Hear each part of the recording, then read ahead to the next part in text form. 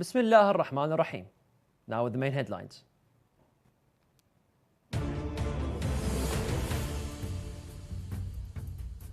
The Holy City Karbala-based Misbah al-Hussein Foundation launches its annual Quranic Forum.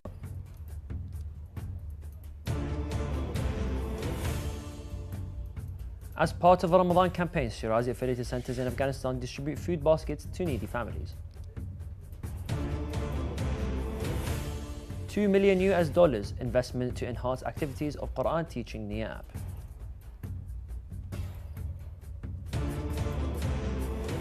Afghan women sell handmade merchandise abroad via online stores.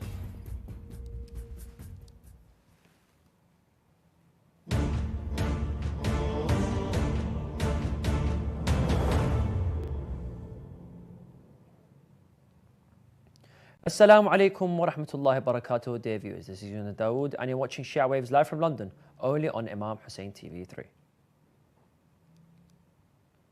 Misbah al-Hussein Foundation for Relief and Development launched its annual special project, the Quranic Forum, in collaboration with Sayyid al-Shuhada Seminary in the Holy City of Karbala at the beginning of the blessed month of Ramadan.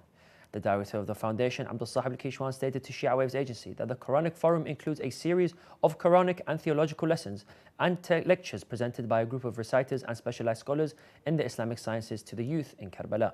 He explained that this project aims to enhance the religious and cultural spirit among youth and promote values of tolerance and peaceful coexistence in the society. Al-Kishwan further added that the Quranic Forum seeks to provide a stimulating educational environment for youth where they can benefit from the valuable experiences and knowledge offered by specialized professors, whether in the field of Quranic recitation or in understanding correct Islamic beliefs. Misbah al-Hussein Foundation has invited young men and women to join this pioneering project and benefit from the educational and developmental opportunities offered by the Quranic Forum to build an educated and cultured generation that contributes to the advancement of society and achieves prosperity and flourishing for all.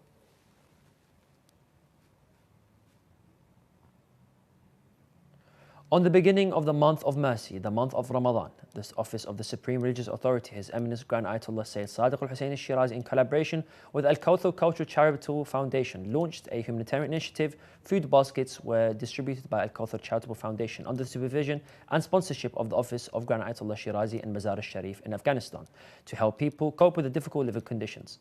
The office emphasized the importance of this humanitarian initiative, which is based on the instructions of Grand Ayatollah Shirazi, as it reflects noble human values that urge extending a helping hand to the poor and needy in every time and place. A significant step in the world of technology and education in India has been realized as the Quranic app Nia attracted a $2 million investment to enhance and expand its activities.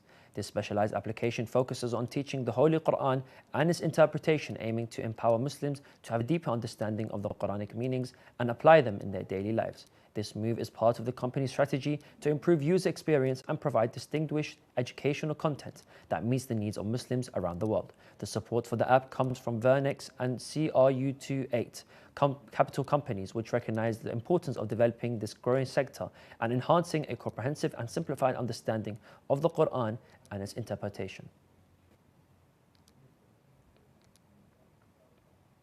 Let us remind our respective viewers of today's headlines. The Holy City of Karbala-based Misbah al-Hussein Foundation launches its annual Quranic Forum. As part of Ramadan campaigns, Shirazi affiliated centers in Afghanistan distribute food baskets to the needy families. $2 million investment to enhance activities of Quran teacher Nia app. Also tonight, Somalian security forces clear hotel from the siege of Al-Shabaab terrorists.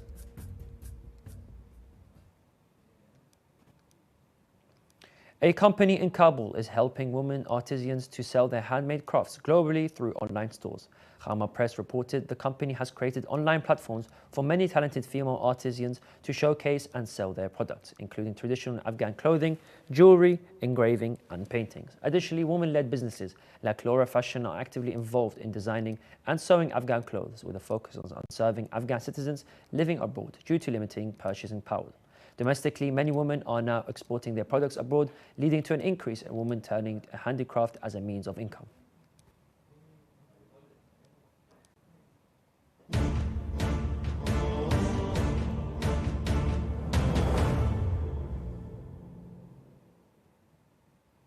And now we'll continue with some shorter news.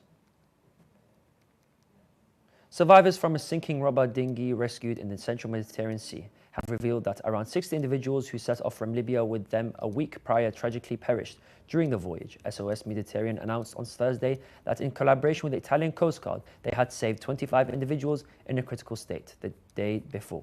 2 unconscious people were also air transferred to Sicily but later died. It added that the survivors' engines broke after 3 days, leaving their boat lost and adrift without water and food for days.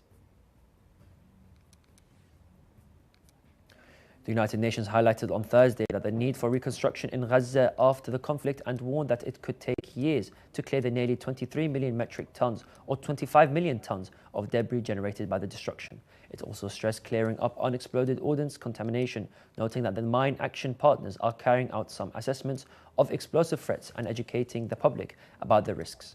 About 85% of Gazans have been displaced by the Israeli onslaught amid acute shortages of food, clean water, and medicine, while 60% of the enclave's infrastructure has been damaged or destroyed, according to the United Nations.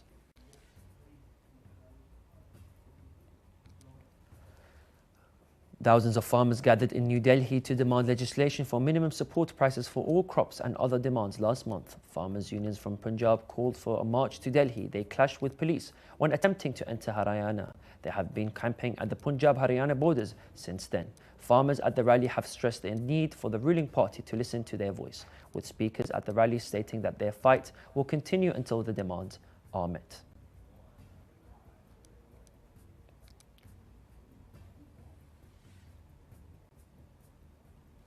The US program to resettle former Afghan interpreters and contractors is at risk of ending soon due to a shortage of special immigrant visas, or the SIVS, with less than 8,000 remaining out of the 120,000 applicants. Activists are urging Congress to authorize more CIVs to prevent the program from running out of visas by the end of summer.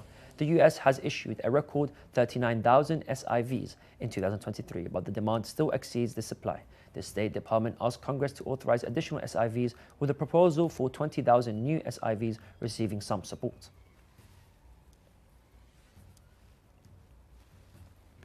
Major protests have been taking place across India after the government implemented a new citizenship law that discriminates against Muslim refugees. This comes weeks after the national elections. This new approach has sparked nationwide outrage, with groups rallying together to reject what they see as a violation of India's secular principles. Critics are accusing the government of prioritizing a Hindu nationalist agenda over the country's secular values, leading to fears of marginalization and discrimination among India's Muslim population.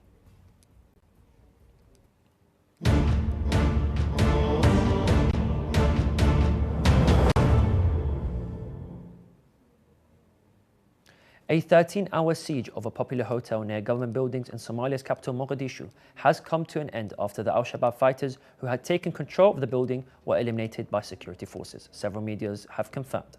The armed terrorists had stormed the SYL hotel in a hail of bullets late on Thursday, and Sunni extremist group Al-Shabaab claimed responsibility in a brief statement.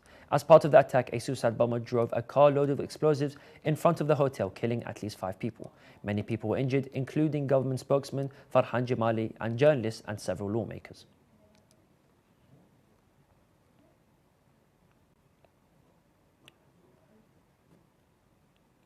We have reached the end of today's Shia Waves show. Let's remind our dear viewers of today's headlines.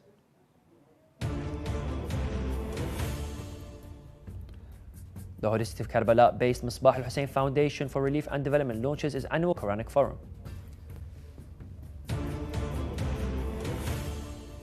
As part of Ramadan campaigns, Shirazi-affiliated centers in Afghanistan distribute food baskets to the needy families.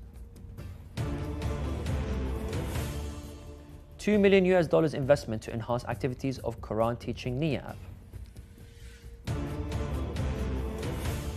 Afghan women sell handmade merchandise abroad via online stores. And Somalia's security forces clear hotel from siege of Al-Shabaab terrorists.